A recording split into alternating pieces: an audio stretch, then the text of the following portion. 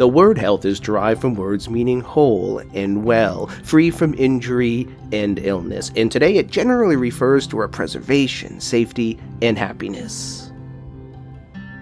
Without sound health, you become deprived of a body, mind, and spirit capable of operating at its full capacity, resulting in fewer opportunities and choices for living your life. And yet, when you are healthy, you become empowered to live your life to the fullest, however you choose to define it.